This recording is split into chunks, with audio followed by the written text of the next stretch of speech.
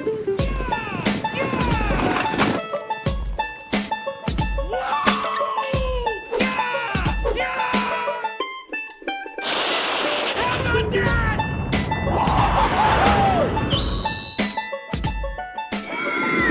up, cappers, gamblers, punters, hustlers, low baggers? Happy Wednesday, January 8th to all of you. Thank you for watching SportsbookReview.com. This is Betting with the Bag. We have a very interesting card today. Just 3 NHL games. We're going to start off there. Then we have 9 NBA games. At some point, through breaking down those NBA games, Teddy Covers is going to join us. We're going to talk NBA, we're going to talk NCAA, we're going to talk about the College Football National Championship, and we're going to talk about NFL action, playoff action this weekend. Then, 30 minutes after that, we're going to be joined by Maxwell Smart, and we are going to attack this college basketball card. That's how we're going to do things, and I'm excited to be here with you guys. Shout out to all the cappers in the chat. Roman Peddle in the house. Joey Harb. Dan Kelly. Dan Kelly giving a little insight to his methods here in the chat. And just underneath it, about a few messages underneath it, you hear our guy Omar J. Legend say, this is the best team in the world, and it's because we work together as a team to defeat the juice. And here's a little insight in Dan Kelly's method. It says, yesterday I posted Nets under parlay.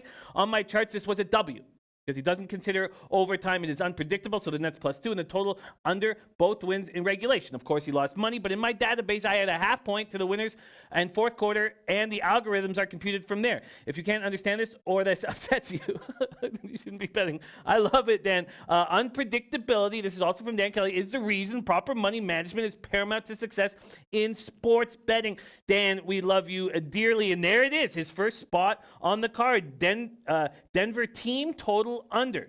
Denver team total under. I've had an interesting battle with market moves this morning.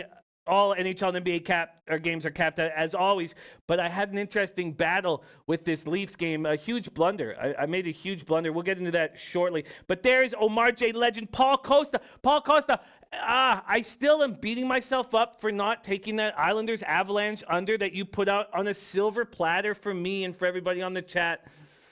I'm still beating myself up. That was a gift that you gave us. You were putting money in our pocket, and I said, no, Paul, my pockets are nice this empty. Paul Costa, much love to you, says, college basketball chewed me up. Shat me back out last night. Need some help bouncing back today. It was a difficult college basketball night for me as well. 2-5. Ugly. So 2-4-7, 2 wins, 5 losses. Ugly. Went 1-0 in NBA. Hit that Memphis, Minnesota over. I needed a high-scoring fourth quarter. I got it. It wasn't a easy win, but a W is a W. In NHL, all my puck lines, all 3 of them lost. My 2 totals won. Disappointing. I just can't seem to catch fire in NHL. We're going to get into that shortly. There's my guy Moses Saucedo, and now it's Guillermo Zertucci ready to go. That's a good idea. That's a good idea, Dan Kelly. We're trying to do that on social media. Dan Kelly's been saying this for a while. Tell the Texas SBR to make a page that is just a guide to all of their live shows and update it frequently. I like that. Mitch Bruner, our guy Mitch Bruner in the house. Mitch Bruner has already given out glory on Twitter. Mitch, can you add your golf action here in the chat for the low baggers here? Dominic Lara in the house. We got Serious Business, Nick Allegretti, Josh Poino, Gerald Jones, 23 Panks, Matt Randall, Zombie Pie, Slats 45 says, good morning, Jimmy. Should have listened to you on the Habs. I'm from Montreal. Will never bet on them again. Had Boston last night. Never bet against the Mothers. Interesting that I don't know what to do with the mother trips. I know what to do with the father trips. The mother trips kind of throw me for a bit of a loop. Dav Fence says I was doing good till the K-State game. Always worries me when everyone's on, and I should have traded lightly. I did stay off that. Cash action bets. I love having cash action bets in the chat. I love it. I love it. All he does is give out plays. A very quick hay bag, and then gives out his plays. I've found when they correlate with Max, because cash action bets been focusing on college basketball, when they correlate with Max, they hit at a very high percentage. There's Omega Capper now. Yenny Toon says, good call on Hurricanes and over last night, Jimmy, but Vegas screwed me. Also, the over in that Coyotes game, Panthers, it's so funny with Florida. In Florida games, it can be 0-0, 5 minutes in the second period, and I'm still not that concerned. They score goals in bunches, although the Coyotes delivered 5 of them. Flash kept me from hedging that division bet. So I have $400 on it. Flash has $100 on the Coyotes to win the division at plus 310. I truly think the Coyotes are the only team that can do damage. I've been telling you guys all year that the Canucks are not very good. They certainly showed that last night. One game is not a season make. But watching the Knights lose, although it cost me $200, it does make me a little more comfortable about when I'm going to hedge this, because the Knights are going to go on an 8-game road trip very soon. And now the Coyotes were playing 6 out of 8 games on the road, now 5 of their next 7. But starting with a win in Florida is a nice thing. There's my guy, Tackman Clan Killer in the house. We got Anna Merrick. Said, tough night in the NHL, but at least my Coyotes won. I was very interested in that Coyotes-Panthers game. Extremely interested. And everything coming out of that Coyotes camp is bet on. It's bet on. Now, I've got $800 invested in them now, $400 in the division, $400 in the conference. So I'm not entirely sure how I'm going to handle things. And you guys have seen me over the last 3 years. One of the mistakes I make as an NHL capper is I let my futures dictate my action too much and stop me from making certain bets. And I can already feel that coming on with the Coyotes. And we'll break that down. There's my guy, Dylan Turner, Bomb Polo. Alex Ramirez, star of the Spidey play of the day. Canascat, great to see Canascat. I got to hang out in person with Canascat. I enjoyed that enormously, by the way. Canascat, you are a great guy. And I can't wait till the next time we do it. Rye Cape in the house. All right. There we go. So Christopher Reese says, tough game for all Texas Tech backers and those who are on the over. The overs in college basketball really hurt. Michael Jordan, MJ in the house, says, I know when everyone was on Marquette and Texas Tech that it was fade or stay away time. It's interesting. It's interesting how that's just becoming more prevalent, MJ. And I stayed off of K-State and I stayed off of Texas Tech. I'm not going to let that get in my head too much, but certainly feels that way. Doug Barnhouse, Deer Slayer, Ski in the house. Jay Stone 9 ready to get to work. Richard Lee over in Florida. Yotes, thanks to me. You know, those 2 overs cash, but my puck lines are not catching, and it's disappointing. Jonathan Young had Boston -1 last night, and I live in Nashville. Jonathan Young, I don't know what to make of it. I don't know what to make of this Nashville Predators team right now. I do know that everywhere Duchesne goes, losing follows, and Kyle Turris has both Turris and Johansson are Vancouver boys, BC boys who've broken my heart. I mean, they play like little bitches, you know. And Ryan Johansson, they made that Seth Jones trade for Ryan Johansson because he was a 6'3" centerman. I believe in these 2 guys, and they've really hurt my feelings. There's Mitch Bruner's action. Sony Open. Charles Howell III to finish top 20 plus 200. That's what I'm going with. I am interested to hear what Dan Kelly's going with too, because he loves those spots as well. Heart in Hand, Christopher Carter, Dana Delp, Darren Cook, Tabaric McKinney, Viral Video, Astute Chaos went 3-2 in NBA. I went 1-0 in NBA. NBA is going fine, although I had a bad run there, a real bad run to start 2020. I lost my first 4 bets, but I'm getting it back. I'm getting it back. All right, let's get to work right now. There's Jin Rummy says all about prices. First, you're given chances to hit, not what you like with either side. Anthony Devontae on Rangers -1. Rangers -1. There's Lucky Lefty Sportsman of the Year. There's Dav Fenn, Dog Bry. And before we get forward, we have 22 minutes before we're going to be joined by Teddy Covers. Before we do that, 2 things. 1, if you could at some point hit the link at the bottom of the page, take you to our best sportsbook page, sbrvideo.com/thebag. It does help me. It helps me. And sometimes you guys ask, what can we do? And I never want you to send me a cent. I don't want any money ever from you. I'm never going to sell you anything. But if you could hit that link, after the show at any time, www.sbrvideo.com/thebag, that will show SBR that I am full of value for this company. And then, once that out of the way, yes, Bleds W. Max will be joining us very soon. There's Eric Jones. There's Nuke Worker, says my Raps are hurting. Had Portland last night, Monday night, plus 110. We'll be on the Hornets tonight at home, plus 120. Raps back-to-back. Interesting look. Zombie Pie, my New Year's resolution is to cash out some serious money. One person who's helping that is Lamont Williams joining us right now, hitting his 2-team parlay. Does Lamont do anything other than pop into our chat and put money in our pockets? Larry, my man, Lamont Williams, our Vegas Gun Award winner for capping excellence, and richly deserved. God, I love Lamont, and he cares about us cashing. He cares about us cashing, and just a huge asset to the Low Bag family. Thank you for joining our chat. Much love to you. Lamont Williams, and thank you for all that you do for us. Thank you, Anthony Devontae. Dylan Turner's also on Charlotte. Jin Rummy's going to send me a kiss. I need one right now. NHL's not going well, and you're hammering NHL. You're absolutely destroying it. D34th, and we've heard this, from more than one capper, says once you find out pro sports is scripted, betting becomes a lot easier. You cannot use sports logic because you lose most of the time. 2020 vision, wake up, folks.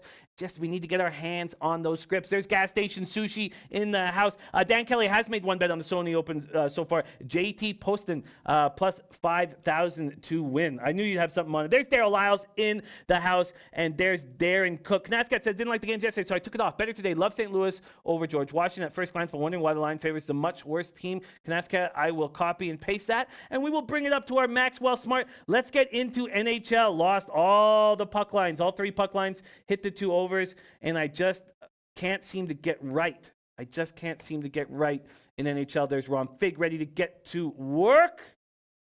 Slot 45 says, if everyone hits the link at the same time, Costa Rican internet might go down. Our internet's rolling right now. Larry, could you please prop up this very disappointing NHL record for me? Hate this shit. There it is right there. Oh, God. Haven't got hot all year. Matt Randall liking Dan Kelly's look there. Jay Stone liking the Stars puck line today. I think they smashed so streaky. I don't, Jay Stone. I don't. We can start there. We're going to break down these 3 NHL games. Why don't we start there? I don't have a play on it yet, and I haven't tweeted anything out, and we'll get into exactly why right now. This is a spot where the Stars, like Seguin, Jamie Benn, who love to party, go into Los Angeles, and I can't trust them. And I don't believe in the Kings. And I probably can't take them at home right now. But you look at this, and sorry, I'm going to be sweating a little bit. It is, we have our AC broken down here, so it's hot as balls. Let's take a look at this. Dallas opens up at minus 135. They're now at minus 138. And I don't trust them. And the Kings had that little run of success, and that's gone now. The Kings are not playing well. And coming off that 4-2 loss to the Jackets when I was on the Kings and I was on the under and lost that under with that empty netter. Right now, the Kings opened up at plus 115. They're now plus 125. Look, if it gets to plus 130 or plus 135, it's not my bias. It's not your fault. The NHL is poor. It's the players' fault. They aren't doing what we need them to do. I like it. I absolutely like it. Anthony Devontae says, Jimmy going 3-0 tonight. I have a feeling. Well, let's talk about this NHL card first. So the Stars are 4-0 since Christmas, but this is exactly the spot that I don't trust them in. We talk about when do we trust Seguin and Ben and when don't we? And this is exactly the spot I don't trust them in. Now, their power play is improving. It's up to 18.0%, and the Kings' penalty killing is atrocious, 74.8%. Bishop versus Quick. Quick still another bad year. There's times I think he's going to step up. We have this vividness bias with goalies like Quick and Carey Price as if they're great goalies, and it's more with Price than Quick. We know Quick has become weak. Ben Bishop, though, 2.33 goals against average, 926 save percentage. Stars just 9-8-2 on the road. The Kings 11-9-1 at home, and yet you're getting this big plus price with the Kings. It looks like Klingberg is going to be back in action, but the Kings got a boost, and it didn't work right away. So they got Trevor Lewis back from upper body injuries, an accountable, tough forward. They got Dustin Brown back from sickness, and they got Forbort back on defense, and it was still not enough to beat the Jackets. I'm telling you what, Josh Poino liking Dallas, I do not trust this Dallas Stars team in Los Angeles. And I don't trust the Kings or have enough faith in the Kings. So we shall see. If it keeps moving in the Stars' favor, I mean, if I can see a plus 140, I'll take the Kings. And I might even do it with a plus 135. All right, let's keep rolling. And Brian Watson says, can't believe Nashville, how bad they are. I can't believe how bad they are as well, but we saw the Blues do this last year. I'm not against still backing them moving forward. But Jin Rummy's been against them all year and keeps cashing with that. There's Christopherson Lim. Says, if anyone can bet Philippine basketball, Morocco bolts and the under on that game. Look at that, Christopherson Lim. I love that shit. Christopherson, when does that pop off? Nick Allegretti says, all over Dallas. I'm a LA Kings or nothing in that spot. Jamal says, been a brutal 9 weeks for me. Can't wait for MLB. Let's turn this around right now. And Lamont Williams thanking everybody. More money to be made. That's our guy, Lamont Williams. Okay, let's go into NHL. So this just screwed me so badly this morning. The Jets are 13-7-2 on the road. They had not found any success in overall until these last two games, which were a 1-1 game. They lost in overtime to the Wild, and then they beat the Habs team. The Habs outplayed them. This Habs team with no forwards outplayed them in that game. Now, I was on the Jets. I was on the under in that spot. The Jets are not as good as their record indicates. The Leafs are coming off an ugly loss. Keefe is not happy with the way they played against the Oilers. This Leafs price went down to minus 165. And I was like, I love it. Money's coming in on the Jets. And then when I looked again, it was at minus 195, and I'd made a colossal error. So that's 5 dimes opening up at minus 185. Let's switch 5 dimes. Let's see what Pinnacle opened this up at. Pinnacle opened up this spot for the Leafs. Now, I want the Leafs minus 1.5. I will be on the Leafs minus 1.5. The Pinnacle opened up at minus 168. Why I didn't pull the trigger at minus 165, just an ass decision. I have to think that people are going to look at the Jets at plus 170 or plus 175 and bet them here. And I need them to. Yenny Toon saying Dallas all day. I need them to.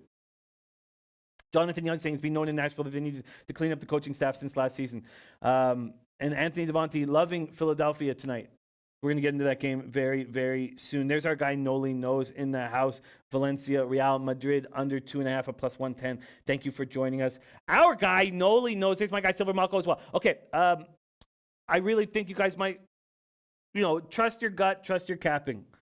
But I do not trust Dallas and Los Angeles at all.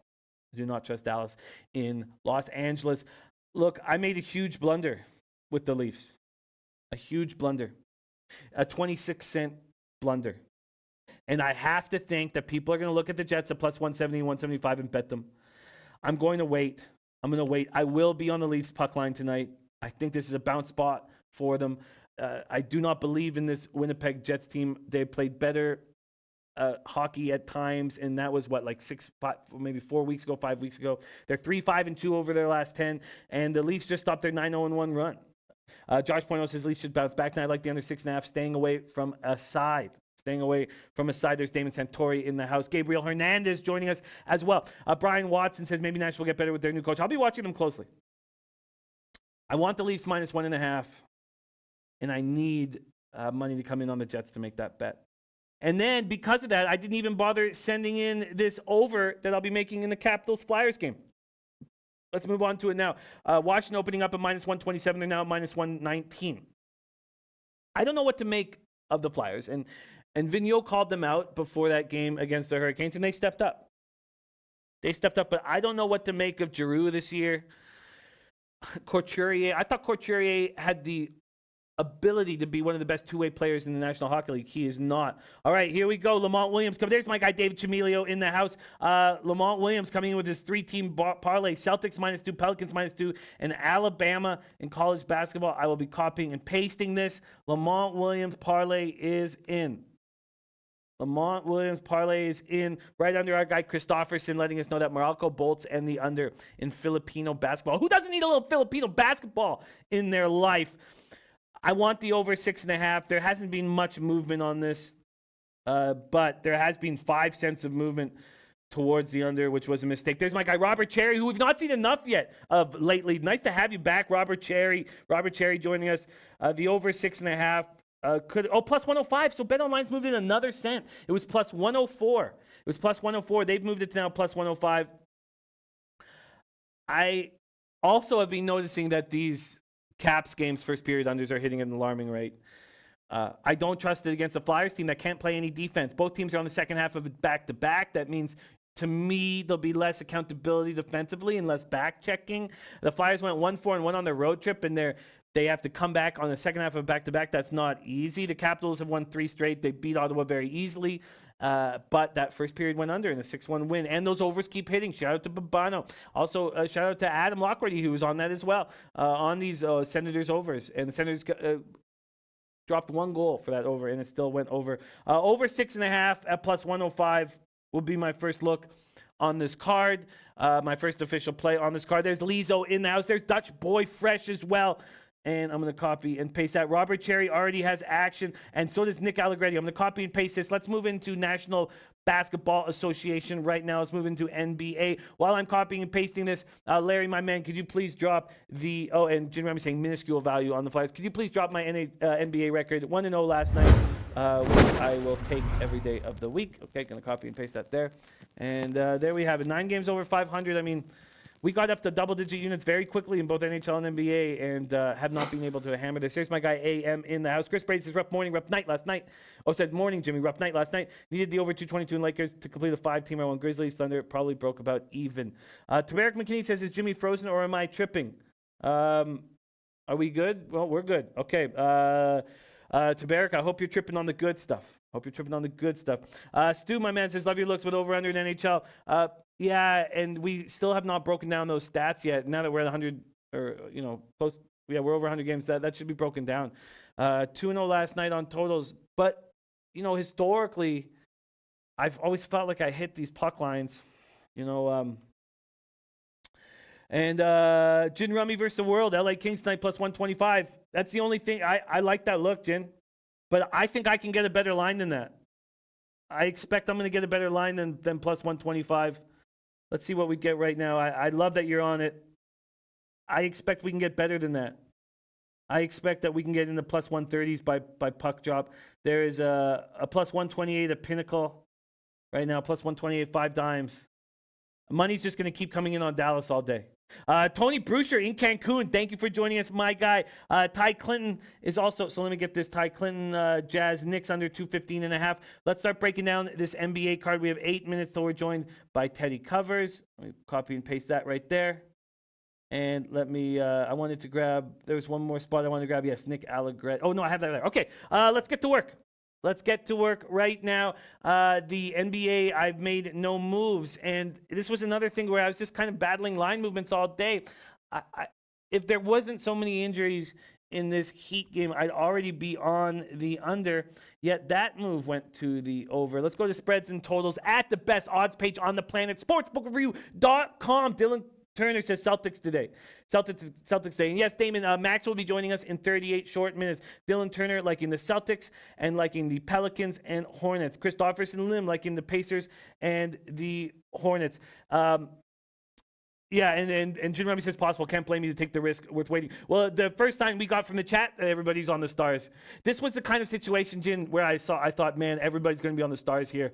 And that first line, I was like, ooh, this is going to get money's going to come in on the Stars. And I just don't trust these guys in Los Angeles. And I know that the reason why I'm on the Kings is different from the reason why you're on the Kings. I'm very excited about this very much. Okay, Gabriel Hernandez liking the Magic minus 10. Matt Randall says huge card still working. You need to look deeper into some of these leans. Means the taint play today is coming up. The taint play today is coming up. All right, there's one for the money. Let's get to work on this NBA card. Let's see what we're going to start with here. What is the first game that I've been making notes on? And that would be this big Raptors Hornets game. Let's talk about it. Raptors open up at minus 3.5. They're now at 2.5 at Pinnacle and 2 at Bookmaker. This total opened up at 209. It's now down to 207.5. Both teams' pace has been slow as molasses this last 5. 27th for the Raptors, 95.3 possessions a game. And below that, last in the entire association is the Hornets, pace last 5, 30th in the NBA. Raptors are on the second half of a back-to-back, losing 101-99 to the Blazers last night. They failed to protect a 9.4 quarter lead. Still no Siakam, now no Van Fleet, still no Gasol and Powell. Charlotte's lost 7 of their past 9 games. Rozier has now moved to the off-guard spot, which I love. I really think that finally, for all you Charlotte fans, you have a backcourt you can truly build off of. And it always felt like Kemba had a foot out the door. Rozier, 3 consecutive games putting up 30, 29, and 28. I'd be very interested to see what his player prop is here. And I'm going to put that in right here. I do expect this to be a lower scoring game here. I do expect to be a lower scoring game. Heart in the hand, under 107 first half with the Raps. Paul Costa says, I'm on Toronto. Classic Raptors. When you think they're down and out, they smash. Nuke Worker says, Raptors are hurting bad. Astute Chaos is also on that first half. David Chamilio says that 207 is too low. Cash Action Bets is on Charlotte. Cash Action Bets is on Charlotte. Dan Kelly has a little stat for us. I love this stuff. Oh, and Nuke Worker says, Hornets are to play either with the points or the money line. And Silver Malco says, what do you think about that total in the Kings game at 5? The issue with the 5s right now is just that you pay so much juice to try and go over it. And I do like getting the push, but do you want to make a move at minus 130 or minus 133? And Jin Rummy, we've been speaking of a lot in the chat, he'll tell you exactly what percentage you need to hit if you want to take minus 130s. And I don't have that in front of me, but Jin Rummy could tell you that. What over did you take is from my guy Junior. I took the over 6.5 in Flyers Capitals, and I'm starting to get more comfortable taking these over 6.5. There's Nilo in the house. Omega says Jazz are in a great situational spot. Dan Kelly says teams on a 6-game winning streak back home after a 3-game trip versus a team on back-to-back is a good underlook. I haven't pulled the trigger yet. God, I love that, Dan. Love that, Dan Kelly. And there's Canas Cat saying, Lord Nelson, had the pleasure of hanging with those two guys, man, and got them for life. What a treat it was back in Toronto. Robert Cherry got the Hornets at +3. Wow. It's I find it very interesting that you guys are on the first half under as well. I just feel like the legs get heavy in that second half for the Raptors. D34th is on the Hornets money line. Look, I'm interested in a Rozier prop. Interested. I'm not being very successful in those props. And I'm interested in the under. But did we miss the spot at 207? And you have to think that we sort of did. Talking this out. Opened at 209. It's now at 207.5. Bet Online's already brought it down to 207. And there you go. Jin Rummy giving me the stat immediately because that's what a professional gambler does. 56.5% to break even. So do you think that 56.5% of the time they're going to score over 5 goals? Just because you're getting the push at 5, it's just not worth it. Chris Brady says Kings were right side last night, went outright. I took the 6.5 easy winner. Nice job. And Jin Rummy's right. So you need to hit like 65% of objective values. Or perceived values. I get it. I absolutely get it, Jim Rummy. Thank you for adding that stat in the chat, and absolutely love that stuff. So Toronto, Charlotte, I am off. Let's move on. Looks like we got Teddy Covers getting ready to go. Very exciting because I can't wait to cap this NBA card with him. Do I have the thumbs up for Teddy? Gonna get the thumbs up in a second. Love to hear his look on this card. Let's go with Heat Pacers while we getting the thumbs up in a second. Indiana opening up a -1. That's where they stand right now. This total's at 211.5, and it's now at 211. And Teddy Covers ready to join us, coming to us live from Las Vegas, Nevada. Teddy Covers, how are you doing on this Wednesday morning, my friend? I'm doing all right, Jimmy. I had a frustrating night last night.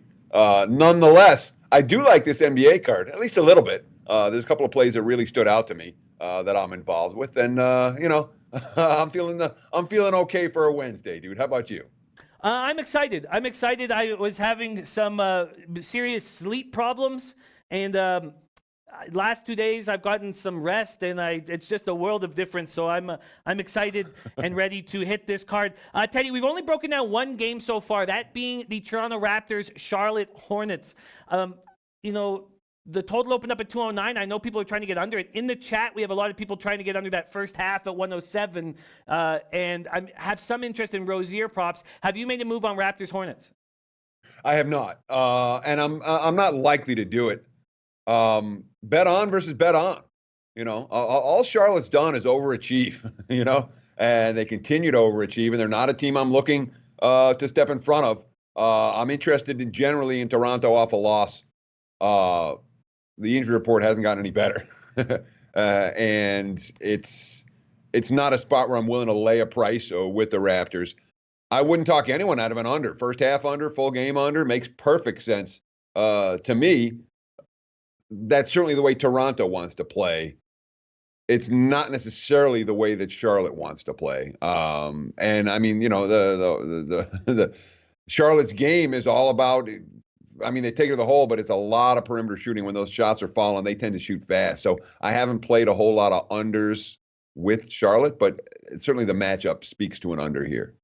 The four of the 5 teams with the slowest pace in the NBA, Raptors, Hornets, as well as our next game, Heat, Pacers. 29th pace last 5 for the Heat, 26th for the Pacers.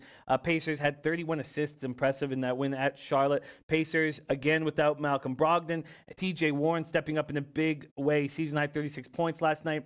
And, this is who they have. Aaron Holiday, they have Jeremy Lamb and Warren. Then they have Sabonis and Miles Turner. That's their starting group right now, dealing with all these injuries. Then they have Aaron's brother Justin on the bench with McConnell and McDermott. That's their 8-man rotation. Heat haven't played since Sunday night. Beat up on the Blazers 122-111. They did that without Jimmy Butler, and man, the pace was so different without Butler on the floor. And Goran Dragic goes for 29 and 13. It's possible that both Butler and Winslow will be back tonight. I don't know if you have information on that, Teddy.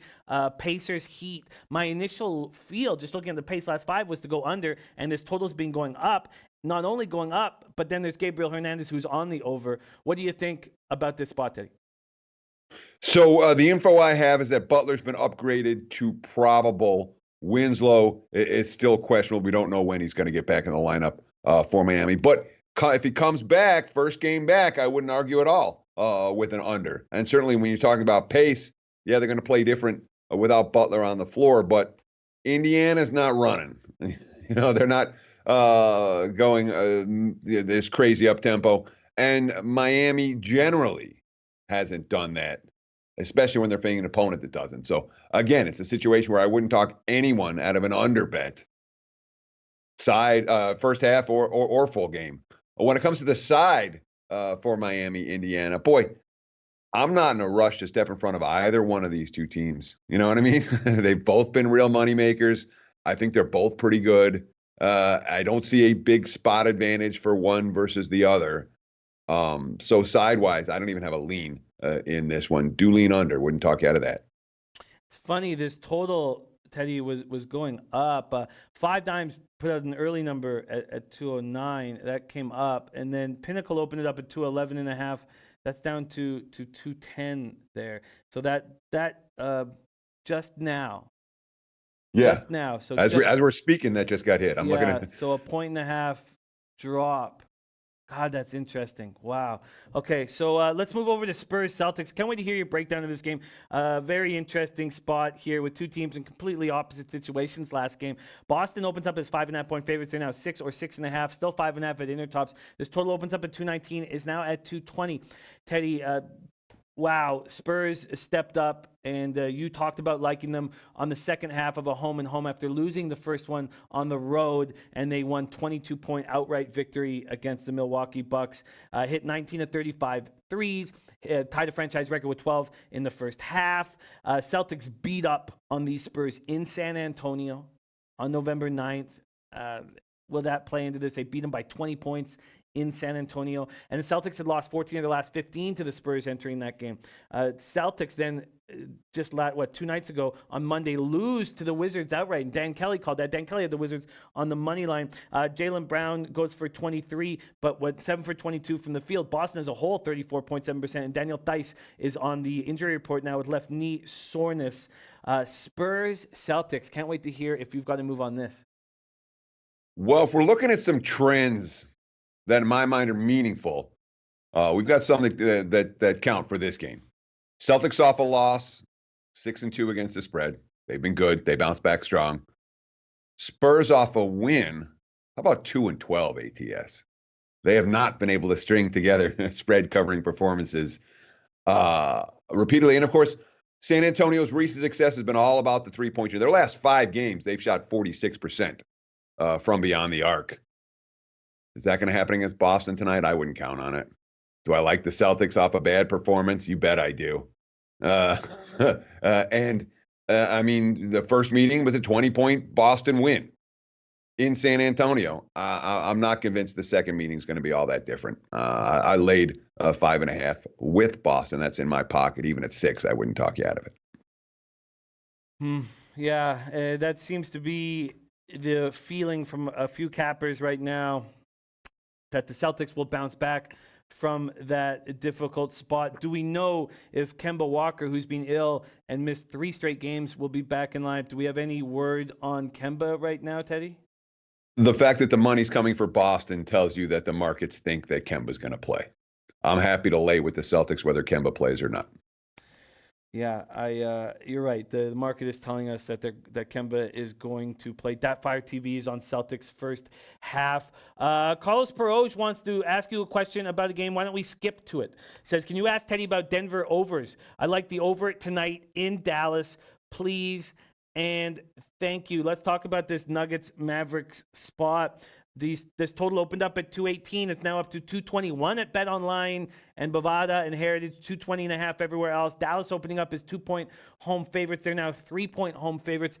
I have a lean towards the Nuggets, but it's game 5 of a 5-game road trip, and I wanted to talk this out. Jokic coming off that 47-point performance, Monday's win at Atlanta. Mavericks went into Denver on the 29th and handed the Nuggets the first loss of the season. Again, I think that might be far enough away that maybe it's not any kind of a revenge issue. Dallas coming off that 118-110 win at home over the Bulls on Monday night. Doncic 38, 11, and 10. I mean, the guy is just unbelievable. No KP, no Big Dick Zingis in the lineup. Teddy covers Nuggets, Mavericks. Do you have a move here? So my initial lean was towards Dallas minus the points, and I've talked myself out of that. It's now just a no action from the side in that ball game. And some of it's the fact that the Mavs aren't fully healthy right now. Some of it's the fact that I do respect Denver's defense. And some of it's the fact that the Mavs were the team that knocked off Denver on their home floor. And you say, was that long enough to forget? It wasn't that long ago. So it's one of those situations where I'm like, yeah, that might be just in the back of their mind. So, but I continue to think that Dallas is very real. I continue to think they're a bet-on team. And again, when we look at the makeup of the Mavs and the Nuggets, Dallas is the star power. Luka's and Jokic. We love Jokic, obviously, but he's not the type of guy, I don't think, that's going to carry his team in the postseason. And look, there's one thing I'm confident of, is that both of these coaches are expecting to face this opponent in the postseason. These regular season meetings between Dallas and Denver are real. It's not one of these, it's a throwaway game.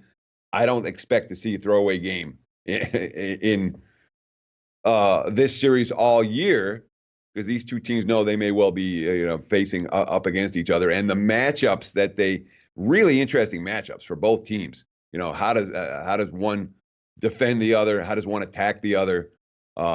Denver's deeper than Dallas is right now. Another reason why I didn't lay with the Mavs this evening. From a total standpoint, I trust Denver defensively more than I trust Dallas defensively. And I can't imagine Malone wants to get into anything resembling a track meet in this ball game. So I guess my lean, if I'm trying to think inside, I think one of these two coaches doesn't want to run tonight, and that has me leaning under. Yeah, and now Will Barton is ruled out for personal reasons. God, I'd like to have Barton in the lineup. I guess that means more Porter Jr. Millsap been dealing with this injury, but he keeps playing through it. So, Gary Harris is the D that we need on Luka. I was leaning towards the Nuggets here. Gabriel Hernandez saying Denver just not playing any defense. When I think about what's going to happen, at the 4 and the 5, how do Kleber and Powell handle Millsap and Jokic? I know that Luka's so spectacular, and I don't want to get in the way of Dallas at home, but maybe plus 130, plus 132 is the right price. Kleber and Powell going up against Jokic and Millsap, Teddy, don't you think that's such a big advantage for Denver? It is a big advantage for Denver. But the thing that people forget, the scrubs on an NBA bench, they're NBA players. You give them playing time, and all of a sudden they get double-doubles, and it happens all the time. The guy comes up from the D League, and who's this guy? I remember him from college somewhere. Haven't heard of him in 5 years, and all of a sudden he comes out, and there he is. So even the scrubs are capable at this level. So while it's certainly an advantage, Denver, I don't know if it's an overwhelming advantage, Denver, if that makes sense.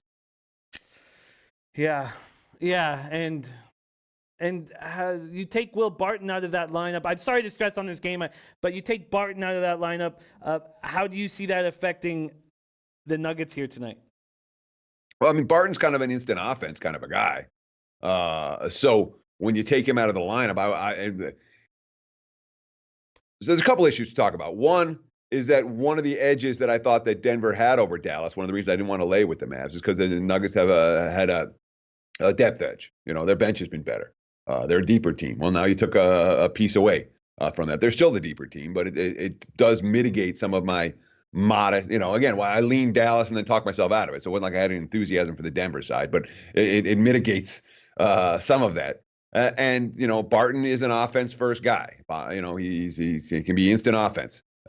So it's another reason perhaps to look at an under here or to talk yourself out of an over if you're looking in that direction. But, is Barton going to affect the needle for me on a wager if I was on the fence? Probably not.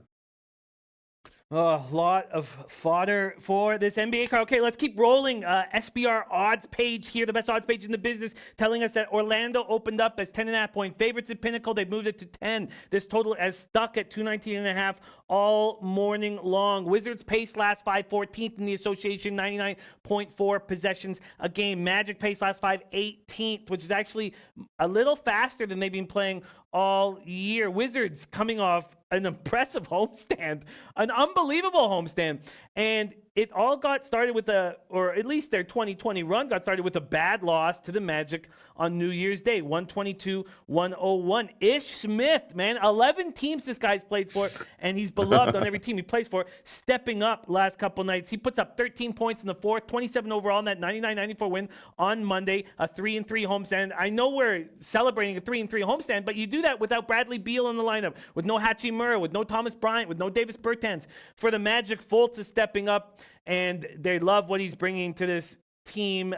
Wizards have McRae and Thomas playing good basketball. I do not want Orlando as a 10-point favorite, but I know a couple people in the chat that are already on them. Teddy covers Wizards, Magic.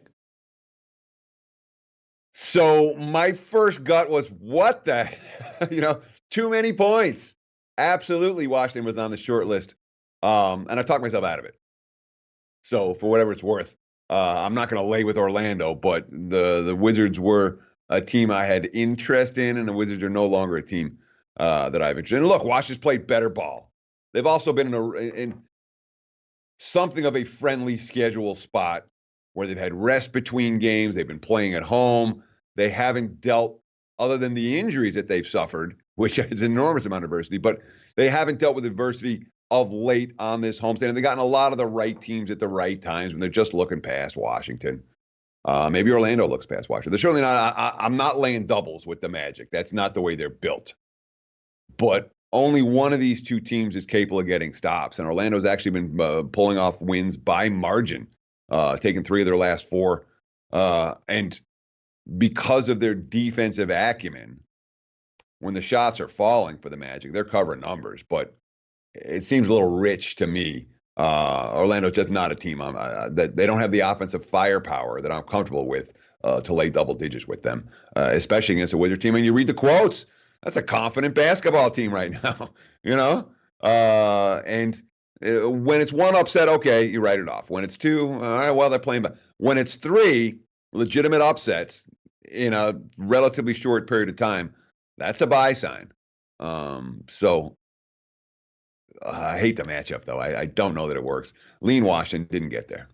Jordan McRae, Isaiah Thomas, Ish Smith, these guys want jobs, and they're playing accordingly, and I love it. I absolutely love it. Okay, let's keep rolling. I've yet to make any moves, and we have moves from Teddy coming up. Teddy's already on the Celtics. And did you get that at 5 or 5.5, Teddy? 5.5. 5.5. Rockets, Hawks. This is an interesting game, man. I'm very excited about this game. So some of us remember that 158-111 game these two teams played. Harden goes for 60 and doesn't play the fourth quarter. That was November 30th. Houston shot 58.4% in that game, hit 25 threes. Rockets have beaten the Hawks in 5 straight. Both teams' pace is slowing down. Hawks 16th in the last 5. Rockets 11th in the last 5. Rockets haven't played since January 3rd. They're fresh team. Overall, Harden's a monster this year. And Atlanta, after losing 123-115 to Denver, was within 2 points of that game. And I was watching that game because I made the poor decision about a Jamal Murray over.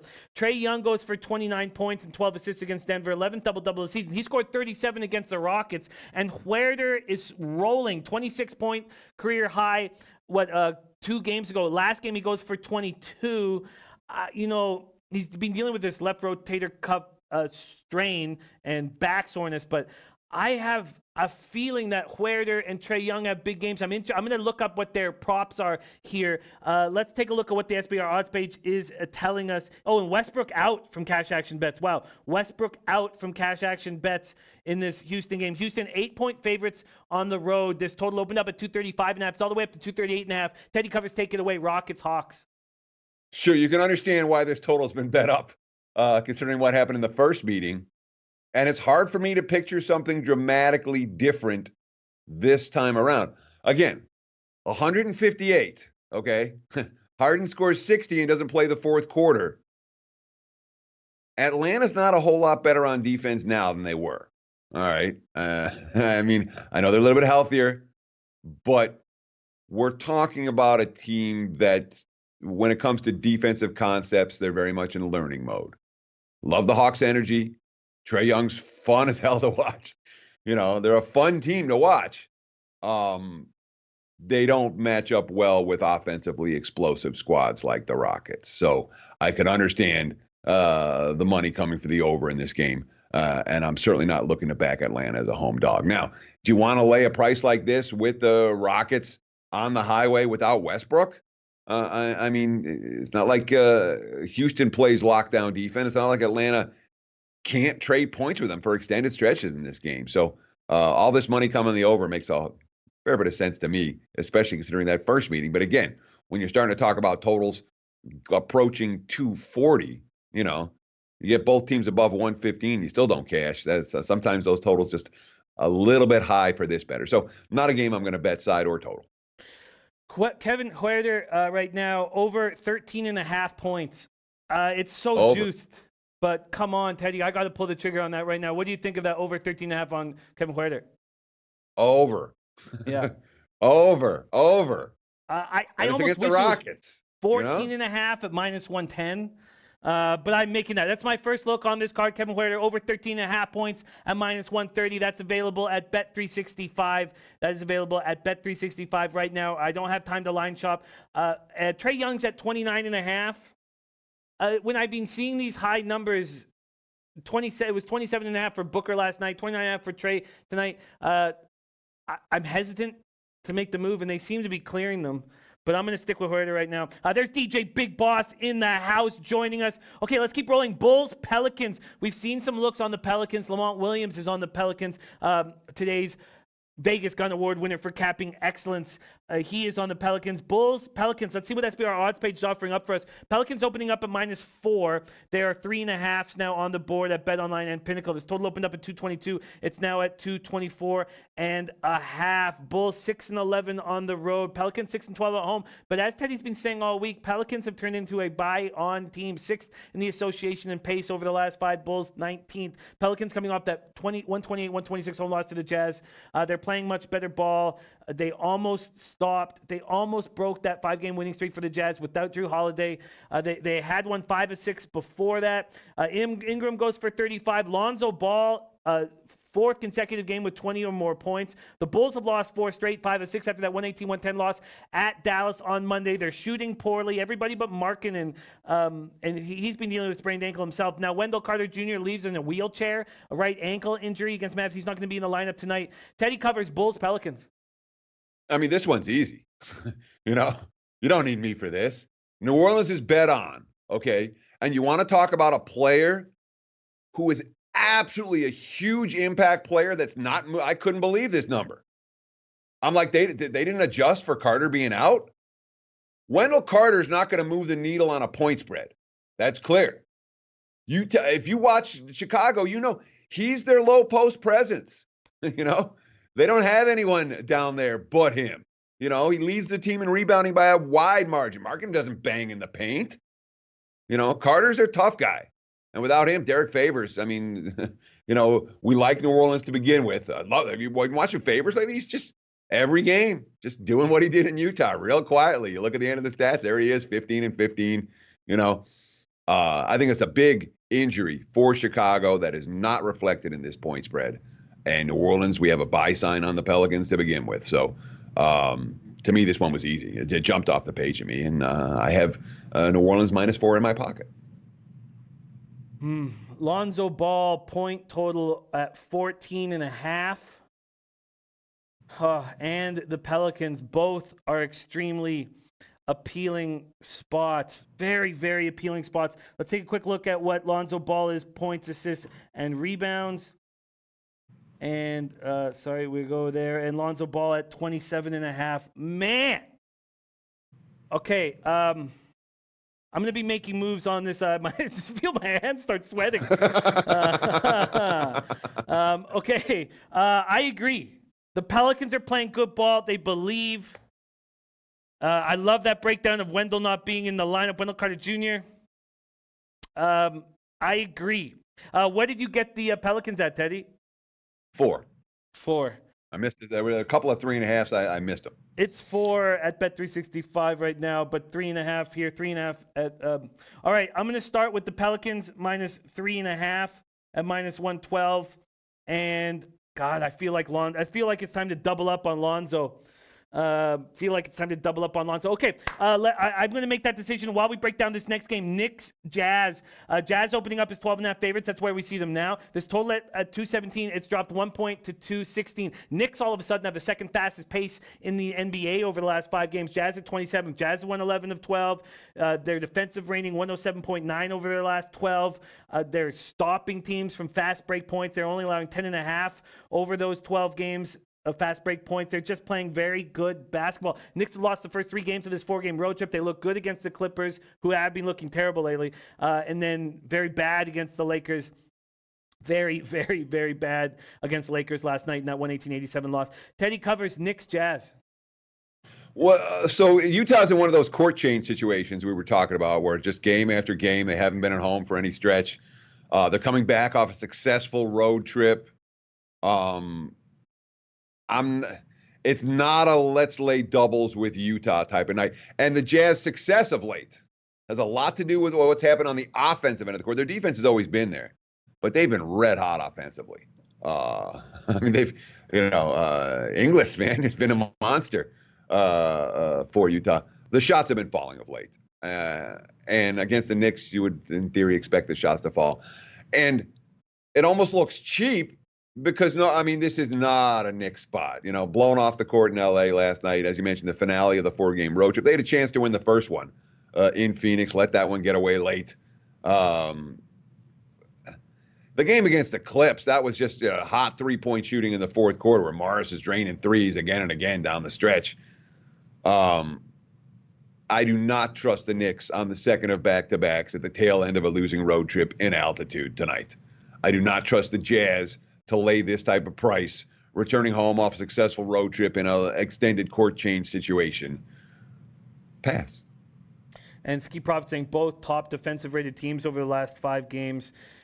And Ski Prophet saying under. Cash Action Bet saying Utah and under. What do you think about this under? It's only moved down a point from its opening, now at 216, Teddy. I certainly wouldn't talk you out of it, but again, what the Jazz are doing now, this successful run they've had, is they're bringing it offensively, and they're hitting shots, and the Knicks are not a team I trust to get stops against a team that's clicking offensively. So I can understand the thought process towards the under. Wouldn't talk anyone out of it, but it's not a bet I'm going to make. Marcus Morris is questionable. God, he's been so good this year. Sore neck. Didn't play last night against the Lakers, and I don't know if it makes sense for him to play tonight. Wouldn't you want to take him back to the doctors? We saw what they did last night without him. 87 points without Marcus Morris. God, that makes me want to jump on the internet. By the way, I'm doubling up on Lonzo. Double up. Heavily juiced. And it's not fun to play these heavily juiced props, and they get you. Lonzo Ball over 14.5 points at -125. Lonzo Ball over 27.5 points, rebounds, and assists at -120. Lonzo Ball playing good basketball. All right, next up, Teddy, is this Bucks Warriors spot. Bucks Warriors spot. Yeah, just 1 second, Larry. Sorry. So let's check out what the market is saying to us. Bucks open up at -13.5. That's where they stand now. They're total at 219.5. Now at 217.5. Bucks coming off that disappointing 22-point loss to the Spurs. Warriors come in having lost 2 straight. They lost Monday 111-98 at Sacramento. They've lost 5 straight overall. They are not a good basketball team. That's saying it nicely. Bucks Warriors, Teddy, is there a move to make here? No. I mean, look. There's a move not to make. We don't bet against Milwaukee off a loss. And the Bucks, if you've been betting on Milwaukee off of every loss for the last 2 years, you're going to lay 14 with them tonight. I mean, this team's been the best team in the NBA off a loss. They've been incredible. Not just not just this year, but last year as well. And they're coming off a bad loss, and they're facing a team that they can annihilate. But when you start trying to talk me into laying 13.5, 14 points on the road in an NBA game where you have the best team in the league against the worst team in the league, I don't make a lot of those wagers, man. You can't. -14 on the highway it's just not how I bet. So I can understand you want to make a Bucks off a loss, ride it. I sure don't want Golden State tonight, but from a pure value standpoint, it's just not something I get to the window with. So the lean is Milwaukee. No strong opinion on the total at all. But I know I don't want Golden State as a home dog in this one. But again, the price isn't right. I don't lay. Sometimes in March and April, in the dog days of the NBA season, I start betting against some of the teams that have mailed it in, and I lay doubles there. But on a regular basis, pre-All-Star break, me laying doubles with road favorites is few and far between. Man, that was so much fun. That was so much fun breaking that down, NBA card. This is going to be a real fun night for me. I didn't pull a trigger on much early, but then I started hammering. Kevin Huerter over 13.5 points at -130. I doubled up on Lonzo Ball props over 14.5 points, over 27.5 points, rebounds, assists, and I did pull the trigger on the Knicks Jazz under 216 at -102. That was fun. It's going to be a fun night. Teddy covers college basketball. Big giant card. What moves have you made? So far, I've only made one move. I was actually working hard at the NBA card because it was fairly deep, but I did make one move in college hoops. That's St. John's plus the 4 against Georgetown. So both teams are 0-2 in Big East play. That's the very first game on the card. If you go to your SBR live odds screen, you'll see it right there at the top. It is a little bit of an early tip, 6:30 Eastern instead of 7, 3:30 here on the left coast. But the thought process is real simple. All right, we have 2 desperate teams, right? One of the 2 desperate teams is catching points. It's a series history with 0 home court edge. All right. And it's a St. John's team that is coming off the back-to-back games against the 2 best defenses in the Big East in terms of field goal percentage allowed, effective field goal percentage allowed, 3-point shooting allowed, points allowed. And now they're facing a Georgetown team that ranks dead last in 3-point shooting allowed, points allowed, et cetera, from a defensive standpoint. So I like the Johnnies plus points. I like them hungry, and I think this is a good matchup for them. So I put the Red Storm plus 4 in my pocket. There's still a handful of others I'm considering if you want me to go through them, but I really haven't I haven't done my in-depth due diligence this morning to actually pull any triggers on it. But I was thinking about the Arkansas side against LSU. But I haven't done the work on that this morning. That is on the short list, and that money keeps coming for LSU, man. I'm seeing 6.5s out there now. So I'm leaning Arkansas. I'm definitely going to look at the San Jose side. And, of course, they've already pounded San Jose, against Nevada. They've played well above their powering number. And I'm not going to get to the window with Santa Barbara against Cal Poly slow. I've been riding the Santa Barbara on the road, but 9.5 is a little bit more. It's a little bit high compared to what I want to lay. So that was on the short list, but I know I'm not going to play that one. So I'm still considering Arkansas plus and San Jose State plus to go along with my St. John's plus, but I haven't pulled the trigger on those yet. I haven't. I want to give you due diligence, and I haven't done my due diligence on those two plays this morning. Very interesting stuff, though. And I love that NBA card. It was a lot of fun breaking that down. NCAA taking St. John's +4. So then Thursday, Friday, we're going to spend more time on NFL and the college national championship. Have you got to the window in the NCAA football national championship? Yeah, I played Clemson. I put Clemson in my pocket. And we can talk about why. There's all kinds of reasons why. But I do have Clemson. And I have in my pocket plus the points not on the money line. And that's specific for these championship games. You don't get proper money line value with your dogs when it comes to the national championship game in college football or in the NFL with the Super Bowl. So it's not a switch. Even though I think Clemson's live to win, I didn't pull the trigger. I haven't found the number that I wanted. That's the appropriate number for a +5.5, +6 point dog. Do you feel like those 5.5s are going to go soon? I'm very close to pulling the trigger on Clemson as well. And what's your prediction of market moves here? No, I think we see 6s. I think we see 6s at least right up until kickoff. Wow. Okay. So there's no, at 5.5 is not the best of the number. LSU remains a popular side. Think of what they did to Oklahoma. Yes, I'm joking. Clemson's not Oklahoma. Yeah, I'm so excited about this game on Monday. So excited about the weekend action as well. You were talking about getting to the window yesterday on the Titans-Ravens over. Have you done that? I expect to do that today. I have not because it keeps tilting down. Now there's so I was at 47. I'm like, okay, let's go. Let's wait. And now I'm seeing 46.5. I expect to pull the trigger on that today. And by the time we talk tomorrow, I would think that I'll have some Ravens over in my pocket. I can't wait to hear. We have Teddy again on Thursday and Friday morning. Follow this man on Twitter at Teddy_covers. Teddy, I don't remember enjoying breaking down a NBA card as much as that one today. That was extremely enjoyable. I'm very excited about my looks. Teddy covers on Celtics -5.5 and Pelicans -4. Those were your only two looks. Is that right, Teddy? Correct. In college, in the NBA, and then I have the one in college. St. John's +4.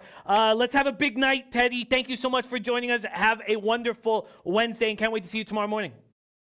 So one of the most fun things about watching you, Jimmy, is because I get to watch you just about every morning, and watching your you have a genuine enthusiasm with every bet you make. You're like, oh yeah, this is a good one. Oh yeah, I feel good. It's so much fun to watch. I really enjoy this every day, and good luck. Thank you. Kick some ass tonight. Thank you, my friend. I love working with you, and my palms started sweating when we were talking about that Pelicans game. I was like, I just started sweating. I'm like, oh shit. Sweet. What a treat it is. Have a great day, and can't wait to see you tomorrow, my friend. Cheers. Good luck tonight, low baggers. Thanks so much for your contributions in the chat. Appreciate it. Yeah, love this chat. Roman Peddle coming in with his plays of the day. We have a lot of college basketball coming in, and it is now time for Maxwell Smart. It wasn't until 2018 that the diamond in the rough went from hooligan to king of the world. The guy couldn't play for shit, dog. He was awful. But can he cap? Guess he can. Max, my man, how are you on this Wednesday morning? Jim, you and I both know that I'm not doing very good. The overs last night were absolutely despicable and ruthless.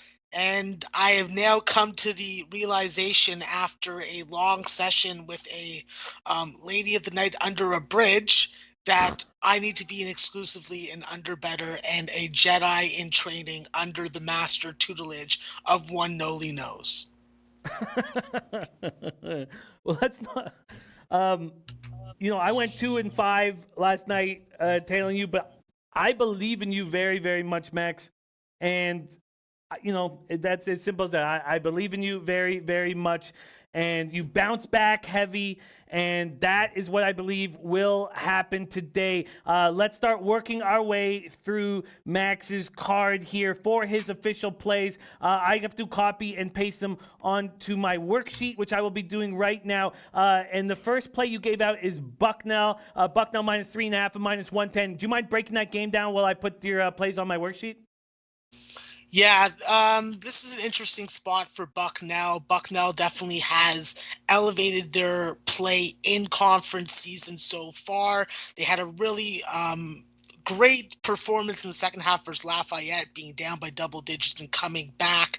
It's led by Andrew Funk and Avi Toomer. Avi Toomer has been incredibly hot from the three-point line, and I expect Jimmy Sotos to be able to facilitate the offense for these guys. And I think that with Paul Newman coming off a 12-10 game, I think that we're gonna be able to get on Bucknell and a team that can shoot very hot and be completely one way in the first half, completely the other way in the second half. With this Bucknell team also, it's just they keep on reloading. You lose Kimball McKenzie and Nate Sestina last year, and they've just plugged in guys. This is a team that I think that going up against Navy, I definitely have to take note of the fact that Navy has been playing some good basketball. They have one bad loss. That was to Holy Cross in their last game, and they had won 3 of their last 4 with only losing against Virginia and covering that double-digit spread. However, I think with a team that's familiar with Army, I think that Bucknell definitely has slowed their tempo down. I think that they're going to be able to raise that tonight, get Army running with them, and I think that down low Matt Wilson is not going to be able to have the same, John Summers, is not going to have the same kind of impact that he's had in recent games. So Bucknell at 3.5 was a number that I had a good edge at. It's now at 5. You have to make your decision based on if you're going to play it now or play the other side. There you go. Bucknell, Max's first look. D-Money, my guy, I made 3 looks. I took Huerter in my NBA props. Huerter over 13.5 points. Lonzo Ball over 14.5 points. And Lonzo Ball points, rebounds, and assists over 27.5. 27.5. There we go. The first look on Max's card is Bucknell. Bucknell opening up at minus 3.5, now at minus 5 at home against Navy. There we go. Okay, Max, let's keep rolling along. We're going to go through Max's looks that he's already on. Very quickly, Max, D-Money's asking if you think San Diego State has a chance to win it all this year. I do think that they have a good chance to win it all, but it's going to be about health, it's going to be about matchups, and it's going to be about consistency. I think that with Malachi Flynn and KJ Fagan, you have a solid backcourt that is going to be able to produce for you on a game-to-game basis defensively and offensively, and we know that lead guard play is very important in the tournament. Yeah, I can't wait. We're getting closer and closer. SBR Forum already came in and said Maryland wins it all. If that happens, Max, before the season started, told us Flash Night to jump on Maryland. We put $100 each on Maryland, a plus 3,300, 33 to 1. All right, Max, let's start rolling through this card. Cal State Northridge at home versus Long Beach State. We got our Long Beach crew in the chat right now. Noli knows, DJ, Big Boss. Long Beach State, Cal State Northridge. Cal State Northridge opening up at minus 6.5. Now minus 6. This total opens up at 155. Now 156, Max. Cal State Northridge minus 6.5. You booked them. Why? Yeah, this is a spot where I think that you have a healthy Lamine Dion. I think that he's going to be playing a critical role in scoring the basketball. And we've seen this team really rebound from that 0-7 start to the season. Terrell Gomez is a game breaker. And I think that with Michael O and Lance Coleman II, the junior college transfer, you have a lot of added depth that you didn't have early on in the season and late last year. I think that with sophomore Elijah Harkless, he's the guy that I think that has to be the difference maker tonight against Long Beach State. And I think that when you have a healthy Lamine Dion, this is a team that is very good at home. This is a team that definitely can shoot the basketball and score quickly if they have to. Long Beach State definitely has some scores with Michael Carter III specifically that I think is a really nice addition to their team. I just don't think in this spot tonight it really fits them. I think that Cal Sun with a healthy full roster, I think that they're going to be able to really dominate on their home court. On the road, I think they'll have a little more trouble. Cal State Northridge -6.5. You're also on Cal Baptist. Why don't we go back to back with these California spots? Cal Baptist opening up as a pick'em on the road at Cal State Bakersfield. Now they're 1.5 point or 2 point dogs, Max. Market going against you. Why are you on Cal Baptist here? Yeah, I understand that with Bakersfield, you really see DeMonte Buckingham and Taz Moore really be a 1-2 punch for this team. And you can't ignore how they played against Grand Canyon, where they combined for 40 points. Cam Allen's definitely a very dangerous three-point shooter. He averages, he's actually close to, I think, 44% or something along those lines. So he's definitely a real tough guy to cover. But with this California Baptist team, this is a California Baptist team that is new to D1. They have a winning tradition. I think at home they're a lot more scary, and I think that the line reflects that. However, I think that with Milan Akua and Ferron Flavors Jr. and Brandon Boyd, you have a three-headed guard monster. You have guys in the front court that can score and rebound the basketball. I expect California Baptist to have their hands full tonight, but I don't expect them to lose the game. So at +1, I'm completely comfortable, and even at +2, I say still take it. I'm not fazed by the line movement in this game. Cal Baptist, and Max got them at +1. Max got Cal Baptist at +1. DJ Big Boss likes the under in this Cal Baptist spot. Opened at 144 all the way down to 141 at Pinnacle, 140, 139.5 at Bet Online. Do you think this is market move makes sense? Yeah, absolutely. When I look at Cal State Bakersfield's lines and I find value, I think that there's value when they're in the range between 131 and 134. At this number, you're betting the under, thinking that Bakersfield's going to control tempo and it's going to be their style of game, which could lead to them winning. However, I think that California Baptist is just a maturing team as we're going along, and I think that they're going to continue to surprise the odds makers, especially in this matchup. So the under is something I like. I would have rather got 144, but at 141, I would still support it. Wow. Okay. There you go. Backing DJ Big Boss's look. Let's move over to the Dukies. Duquesne playing St. Joseph's. We know our man Prince of the City will be heavy on the Dukies tonight, and so is Max. Max back in Dukies -7, -115. Max, why are you on Duquesne? Well, listen, Duquesne is one of my teams that I really like watching. I really like wagering on them. And I think that this is a spot that everyone's saying, oh, well, this is your first true road game. Well, the fact is these guys haven't played a home game all year because they've been moving around playing at venue in the Pittsburgh, Pennsylvania area. I think that with Marcus Weathers, we've really seen him take a step up. I think that averaging 19 points and 8.5 rebounds over his last 7 games is definitely the kind of production that you want. When you have some pick and pop guys like Sincere Carey and Tavion Dunn-Martin, these are guys that are going to make shots. These are guys that are going to get to the bucket.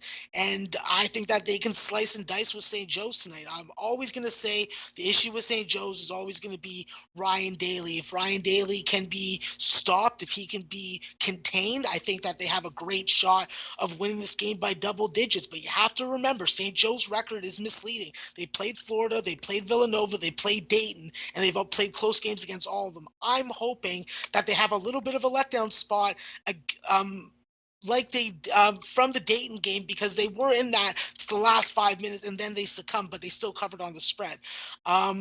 This is definitely a worrisome spot if you are a home bettor, because this is the last school in Duquesne that's played a contest at a visiting school. So facing hostile fans in another building may be a different experience, but this team has some good know-how, and I think that they win this game tonight, they cover it, and then they move on to some more difficult tasks, because let's keep in mind they got games against George Washington, Rhode Island, and UMass over the next 2 weeks.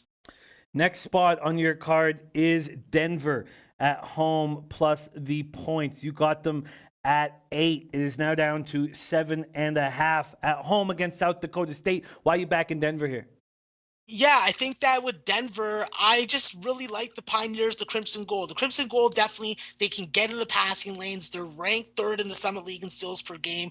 I think that this is a real stingy team at home, and you have to take notice of how Summit Leagues have been playing at home. This is a spot where I think that it's 1 or 2 more points. I think that with Townsend and Murphy, you have 2 guys that can give you 15 to 20 points per game.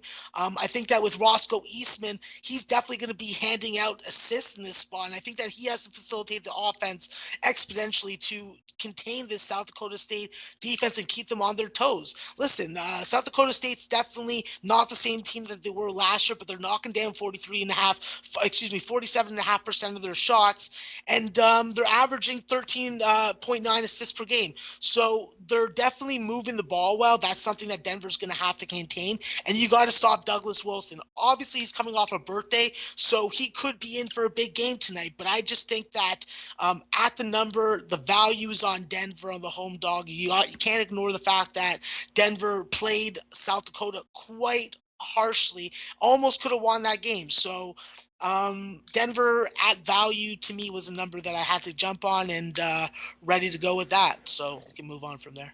Cash action bets with you on that Denver look. Your next look is SMU.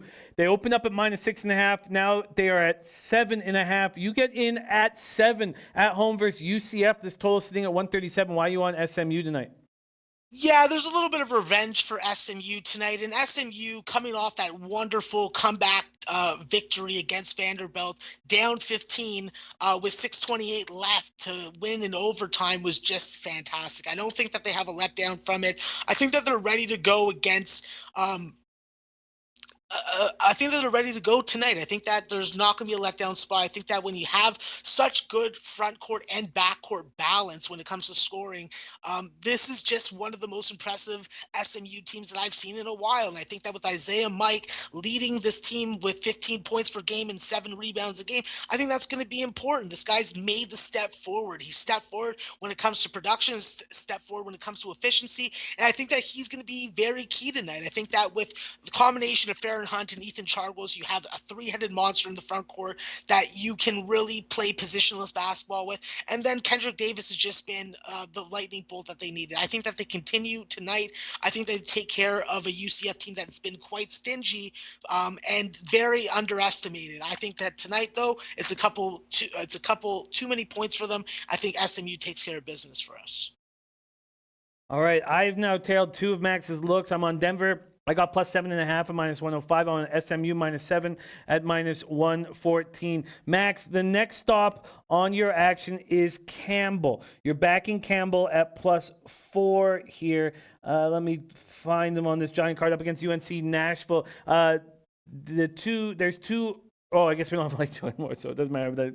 Okay, Campbell opens up at +4, now at 3.5 or +3. Why are you backing Campbell at UNC Asheville? Yeah, this is an interesting spot for me. It's a number spot. It's not really an eye test spot because by my eye test, I would have been jumping on Asheville. But I trusted my numbers in the spot. That's what I bet. That's what I'm going with. So Campbell, 17th in the nation in free throw percentage, 20th in three-point field goal defense, 21st in turnover margin, all going to be critical in containing the very lucid and very explosive offense for this UNC Asheville team. With Tyjon Jones and Devon Baker, you have 2 guys that will give you 32 points a game, and then you have LeVar Batts Jr., who's coming off a 40-point game a couple games ago. It's going to be a real challenge for them to stop the scoring, and I think that it's going to be a real battle of tempos. I think that the Camels haven't allowed anyone to shoot 50% from the floor this year, and I think that when it comes to turnovers, that's going to be key. I think that UNC Asheville really does a good job of moving the ball around and slice and dicing through defenses, and this is going to be a test for Campbell. I think that with Corey Gensler and company, I think that this is a team that is going to be ready to step up. I think that they're underestimated, and I think that there's value on the line. So Campbell at the number at +4 was the spot that I want to jump on. It's at 3.5 at -110. I'm thinking of pulling the trigger. What do you think about it at -110? At 3.5, I would lay off of it. just because that half point makes a difference. If it comes down to free throws, I don't want that hook to come into play. You know what I mean? I do know what you mean. Let's move on to your next look, that being Radford. You are backing Radford at -3 up against Gardner-Webb. It's now down to -2. Money coming in on Gardner-Webb. Why are you backing Radford here? Yeah, I think that definitely you have to take note that there is revenge for Gardner-Webb. They lost the Big South Tournament Championship to this Radford team last year, stopping them from getting to the tournament with one of the best teams that I've ever seen them put together. I think that with Ben Perez and Eric Jameson Jr., Jose Perez and Eric Jameson Jr., you have a nice starting point to lead your offense. Both guys are averaging close to 14, 15 points a game. Eric Jameson Jr. leads, does a good job of rebounding, does a good job of steals and a couple blocks on help defense. But as far as I'm concerned, when you have Carlik Jones and Travis Fields Jr., these are the guys that I think are going to be able to step up and step into these guys tonight. I think that Gardner-Webb is significantly weaker, even though they were favored to finish second in the Big South Conference. I think that this is a Radford game to win. If they lose it, it'll be because they didn't make three-point shots. It's because they didn't make free throws and they turned the ball over. Those are the issues that I see them with. Devine Ike, the Ryder transfer, I think that he's a revelation in the front court. I look for him to get a double-double today, and I look for Radford to win this game by 5 to 7 points. Cash action bets on the other side. We also have David H. in the chat. David H. liking Wofford and Winthrop. Copying, pasting, doing a lot of copying, pasting. Robert Cherry, who's running hot in college basketball, is on the Alabama under 155.5. We'll go over some of those looks, but we have more time with Max here, at least 10 more minutes. Max's next look is on Loyola, Maryland at +9.5 at Colgate. Loyola, Maryland opened up at +8.5, got up to 9.5. It's now down to 9, 8.5, or even 8 at Heritage. It's all over the map. Why are you back in Loyola, Maryland here? So this was actually a bit of a mistake bet. I didn't really take into account that Kevon Scott and Cam Spencer might not play tonight, and that would change my outlook, because what we saw against Lehigh was they just didn't have the depth to play 40 minutes at the tempo and style that they were. I think that obviously with Andrew Kostecka, you got a guy that's scored in double figures 31 straight games, and I think that that's a great starting point.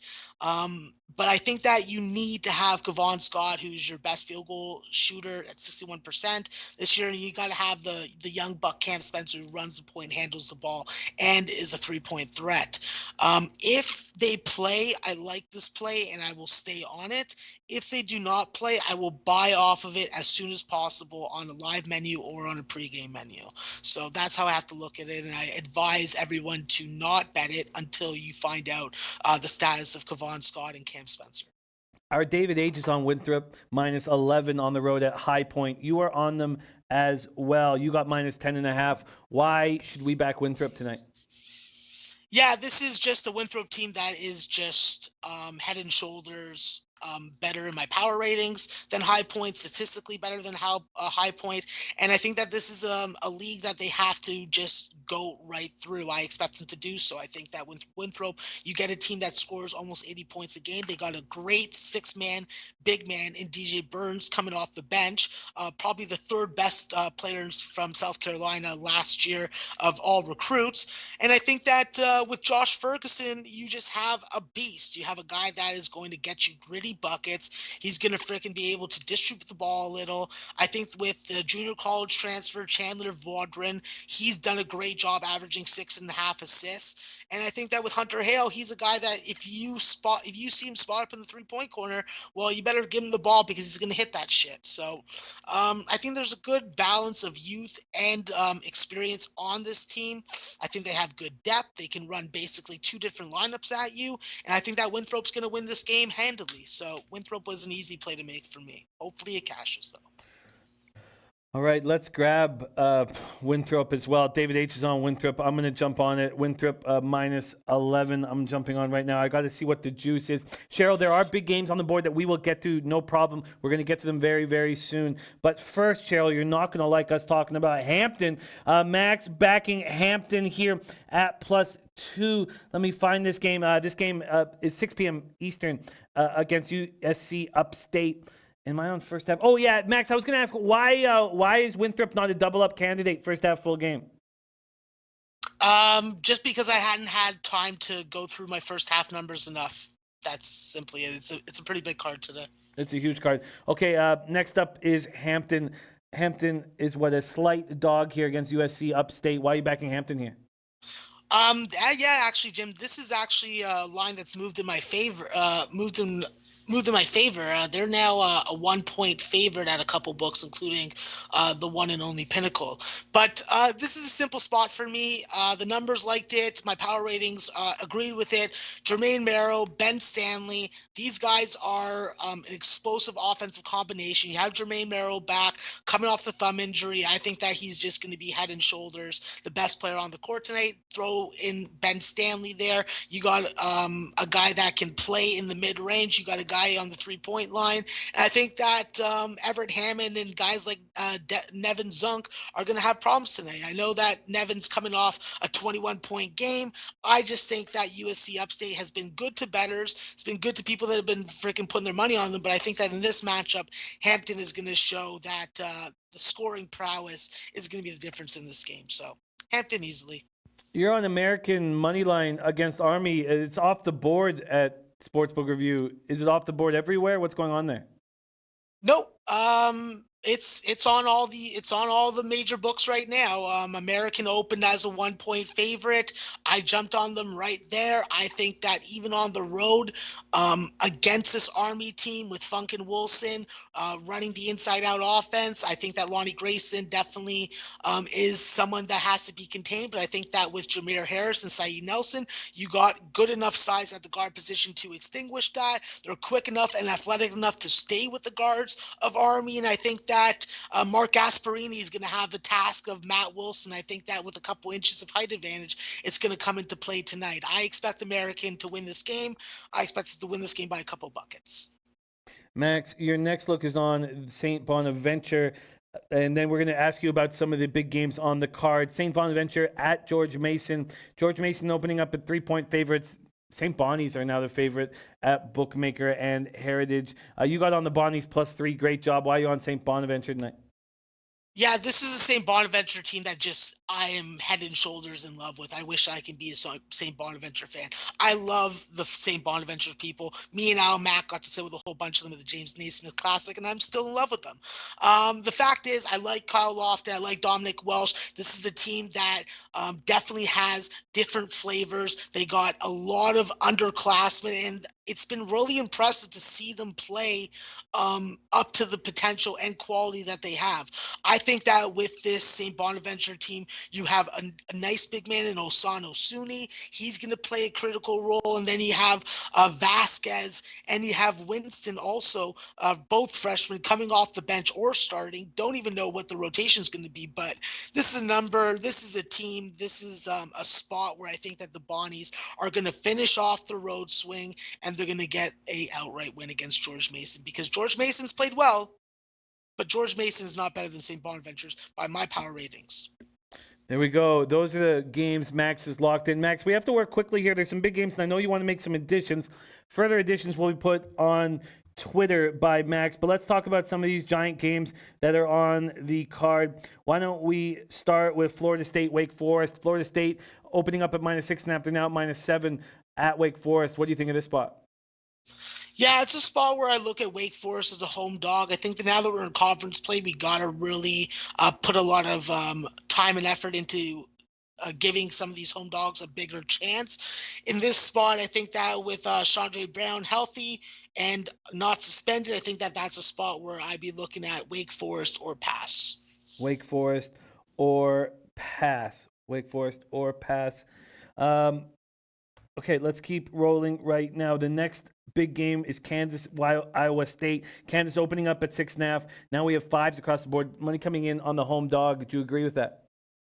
Yeah, I agree with it. I would have liked it better if I got it at the 6.5. I think that with Iowa State, definitely this is going to be a ruckus home environment. I think that Kansas has some vulnerabilities in this matchup specifically, and I think that with the emergence of Devonta Dotson into top guard potential, it's going to be really critical for him to step up and step out and really put into it. I think the most important player for Kansas is Marcus Garrett. Great defender, great two-way player, but I think that the combination of Tyrese Halliburton and Prentice Nixon on the ball and Rasir Bolton on the perimeter is going to be enough to maybe even outright win this game for Iowa State. So I'll be rocking my Cyclones hat and cheering for a school that loves them some Canadians. Seton Hall at Xavier. Xavier opening up as 2.5-point favorite. It's now moved to 3 at most books. This total's gone up 5 points from 134.5 to 139 to 139.5. Seton Hall, Xavier, Max. Yeah, this is a spot where I don't have a strong play. I had no edge with my numbers. I didn't really give it too much attention. My initial feel from what I've watched and what I've seen is go back to the well with Seton Hall, but nothing concrete to give you guys an analysis on. All right. Next up is Illinois, Wisconsin. Wisconsin opening up at -4, now 4.5 at home. Bovada's moved it to 5. Illinois, Wisconsin, Max. Yeah, another incident where I think that if you gave me a 4 or 4.5, I would be interested in taking Wisconsin. I think that this team is definitely developing. Nate Ruvers, I said it last year, I said it early on this year, that he was going to take that next step forward. He was going to replace the production of Ethan Happ. I think that he has. He gives him more versatility. He gives him an ability to make free throws at the end of the game. He does not have to be taken off the floor. And I think that with Kobe King being a little hit or miss sometimes, I think that this is the game that he hits. And I think that Wisconsin rises to the occasion. I think that they hand Illinois a double-digit loss. I'm done taking road teams in the Big Ten. Pretty plain and simple after that Iowa game last night. Oklahoma at Texas. Longhorns open up at -2. It's up to 3.5 at 5 dimes. Bovada, Heritage, Intertops. Oklahoma, Texas, Max. Yeah, there's a capper that I would be fading on this spot, so I'd be looking at Oklahoma. And then talking with Cash Action Bets before the show, he brought to my attention the under in the Texas game. And even at 135.5, I'd still be willing to lay it. So that'd be the way I'm looking, and I'd be looking at Oklahoma as a small road dog. Duke at Georgia Tech. Georgia Tech opening up at 12-point dogs, now 11.5 at most books. Still 12 at Bovada and Intertops. Duke, Georgia Tech. Yeah, I want this number to go up, Jim, because I think that Georgia Tech has upset potential tonight. This is a Duke team that I think is susceptible on the road. I think that Georgia Tech, if they bring a gritty style of defense and James Banks stays on the floor and we get good point guard play out of Jose Alvarado and Michael Defoe and Bubba Parham are scoring the basketball, this could be upset city for Duke. All right, that's a huge look there. Do you even think that you might put a little something on the money line on Georgia Tech?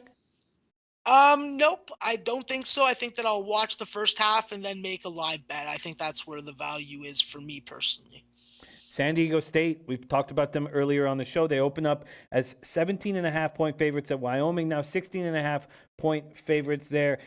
This total at 119, and Cash Action Bets liking Wyoming here. What do you think about this spot?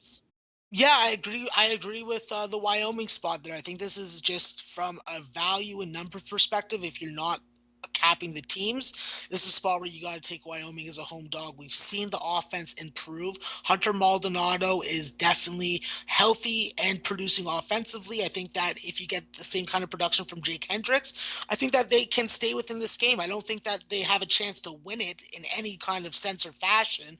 I think that San Diego State does have a little bit of an ability to start slow, which could benefit that number in the second half.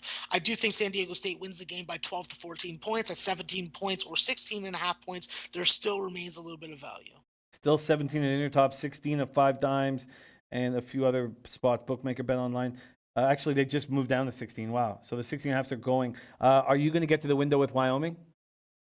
No, I'm probably gonna just wait it out, see if that money comes back in on San Diego State, which I feel that it will, and I have about 8.5 hours to watch and wait. Vanderbilt, Auburn, fifth-ranked Auburn opening up as 16-point favorites, now 15 or 14.5 max. Vanderbilt, Auburn.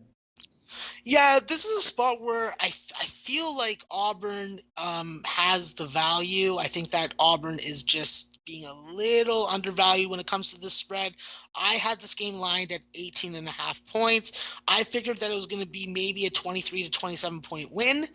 And the way that I'd play Auburn. I know that a lot of people that I respect would probably be going the other way. I just don't think that Vandy defensively can really stop Auburn. I think that Auburn has the front court and the depth at guard to really give Aaron Nesmith and company a little bit of trouble. And I don't trust Scottie Pippen Jr. as a freshman point guard on the road in a hostile environment. We know that Auburn has one of the most dedicated fan bases in the SEC. Max, we've got to put a bow on this show, and I know you have additions to make, but we don't really have time to break them down. Very, very, very quickly, Roman Peddle, whom we love dearly, says, can you go over the Nevada-San Jose State game? Nevada opening up as 11-point favorites, now 9.5. Try to keep this as tight as possible. Nevada-San Jose State? Yeah, simply as if that number keeps on going lower, wait it out and then jump on Nevada. I think that Nevada definitely has a little bit more susceptibility on the road to not covering these double-digit numbers. But if you can get under double digits around 6.5 to 8.5, I'd be down with that play. Max, we can't break down your additions. All I can do is write them in. How many do you have? I have a ton. That's my problem. I got a ton.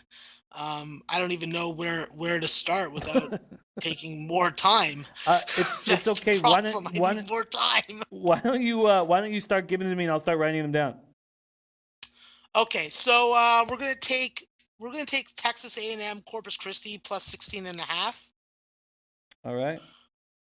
Texas A&M. We're gonna take UNC Greensboro. If they're at -1 or better, I will take them and make that an addition. Okay, I'm going to look for that. I'm going to line shop for the rest of them as soon as the show ends. So Texas A&M, I'll line shop in a second. UNC Greensboro, I'm going to line shop there. What's another look you're going to have? Hartford plus 6. All right. Hartford, okay. Lafayette, team total first half over 35.5, and that's -122. All right. Lafayette, first half team total over 35.5 at -122. Okay, feel free to keep hammering. Lafayette -10.5 full game and over 145.5. Lafayette over 145.5. Lafayette -10, did you say? -10.5. -10.5. Okay, keep rolling. Stony Brook +9 and over 130.5. Stony Brook +9 and over 130.5. So I can give you UNC Greensboro -1 at -105. Yep, I'll take that.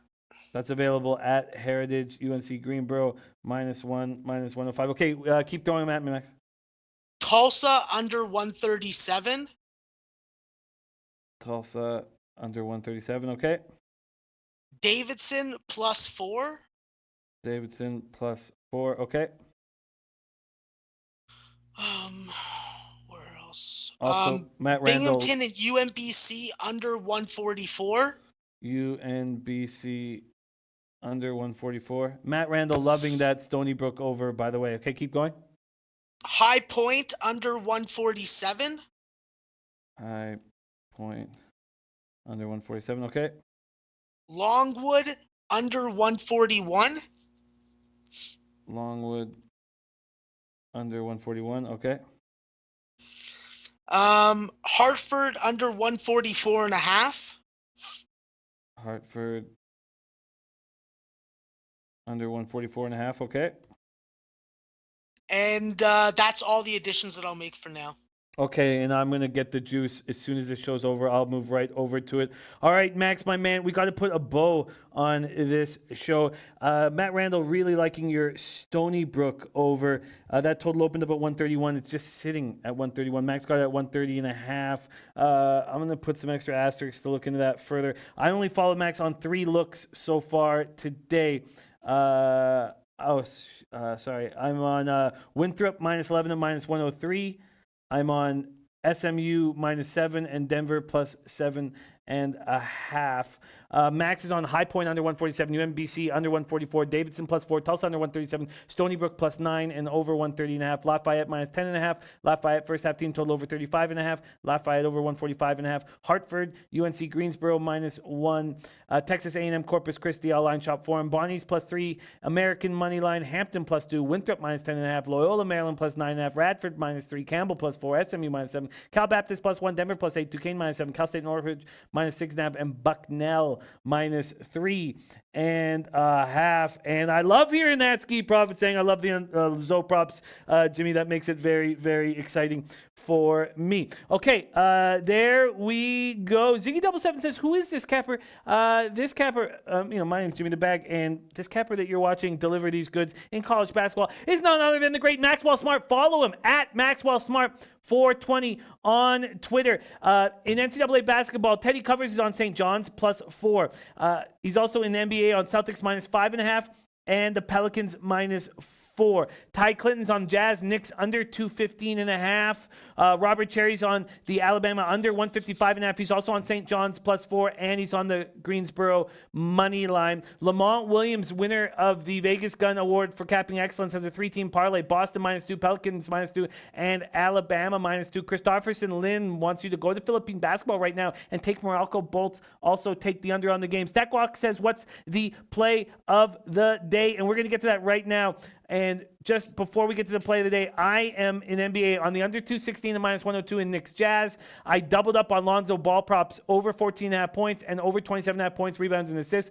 And I'm on the Pelicans. I'm on the Pelicans minus 3.5, minus 112. I can't wait to watch that game. I'm going to be so pumped. And then I'm on the Kevin Huerter over 13.5 points. That's at minus 125. That's my only looks in NBA at this point. And in NHL, I'm waiting for that Leafs price to go down. I messed up not taking it in the morning at minus 165. I ended up having taken it at minus 190. And then I'm on the over 6.5 and plus 105 in Capitals Flyers. Nas Green, thank you for joining us, my man. A little bit of positivity to put a bow on the show. Max, we got to go. Can you give us the play of the day and then let us out of here? Yeah. First off, guys, make sure that you guys go and hit this link in the description, www.sbrvideo.com/thebag. That's how we support Jimmy. That's how we support the show. That's how we keep the show going so that we can cash together, and hopefully not get blocked by me. My play of the day, Jim, is something that you actually basically pulled the cat out of the bag. It was a play that I played coy with you. I said that I hadn't looked into it, but I did. Winthrop, first half, minus 6, minus 107. Giddy up. I want a goddamn play of the day winner. But guys, remember, I'm a volume player, so sometimes the play of the day is not always the best play of the day. Well, I am tailing the play of the day. Winthrop first half minus 6, minus 107. So that's my fourth look in college basketball. All you guys, thank you so much for the energy and the love that you put into the show. Mr. Gokes, Alex Ramirez, Ron Fig, Roman Pedal, David H., who's backing Wyoming, Eric Rosas, Nas Green, BT, Stat Guap. All you guys, we have no show without you. Can you let us out of here, Max, my man? Absolutely. Leche a los bookmakers.